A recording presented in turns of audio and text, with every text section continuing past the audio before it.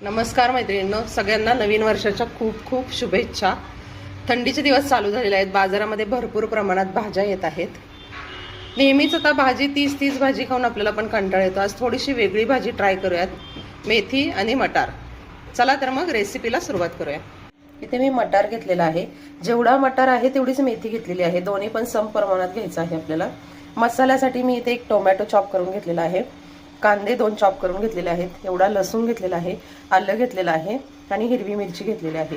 हे सगळे मसाल्याचे पदार्थ आपल्याला आता तेलामध्ये भाजून घ्यायचे आहेत। इथे मी कढईमध्ये तेल तापत ठेवलेलं आहे, त्याच्यामध्ये आपल्याला आपण सगळ्यात पहिल्यांदा तर कांदा घालून घेऊया। त्याला छान आपण परतून घेऊया कांद्याला। कांदा आपला तर एवढा परतून झालेला आहे, याच्यामध्येच आपण हिरवी मिरची, त्यानंतर लसूण आणि आलं घालून घेणार आहोत आणि हे सगळं पण आपल्याला याच्यामध्ये छान परतून घ्यायचं आहे। आता याच्यामध्ये आपण एवढे काजू घालून घेऊ, 7 ते 8 काजू घालून घ्यायचे आपल्याला। हे पण आता छान परतून घ्यायचं आहे। मिरच्या वगैरे आपल्या छान परतून झालेल्या आहेत। आता याच्यामध्ये आपण टोमॅटो घालूया आणि पुन्हा एकदा याला चांगलं परतून घेऊया। बघा, ग्रेव्हीचा मसाला आपला तयार आहे। याला आता थंड करायचं आणि मिक्सरमधून याची प्युरी करून घ्यायची आहे।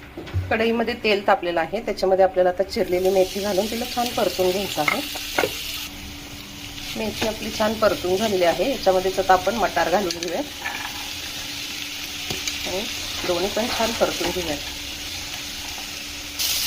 छान परतले गेले दोन्ही पण। आता याच्यामध्ये आता वाटलेला मसाला आपण घालून घेऊया। बघा, कलर किती सुरेख आलाय।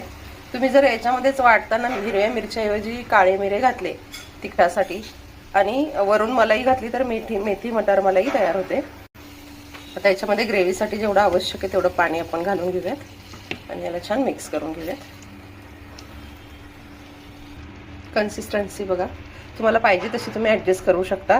आता याच्यामध्ये चवीनुसार आपण मीठ घालून घेऊयात। तसंच इथे मी कस्तुरी मेथी घेतलेली आहे, हातावरती चोळून थोडी घेतलेली आहे आणि पुन्हा एकदा छान मिक्स करून घेऊयात। बघा, याच्यावरती झाकण ठेवून एक 5 मिनिट आपण याला शिजवून घेऊयात। 5 मिनिट झालेले आहेत, आपण आता झाकण काढून घेऊयात। बघा, कलर बघा किती सुंदर आलाय। बघा मैत्रिणींनो, तयार आहे गरमागरम मेथी मटार। नक्की करून बघा आणि माझ्या चॅनलला लाईक आणि सबस्क्राईब करायला विसरू नका।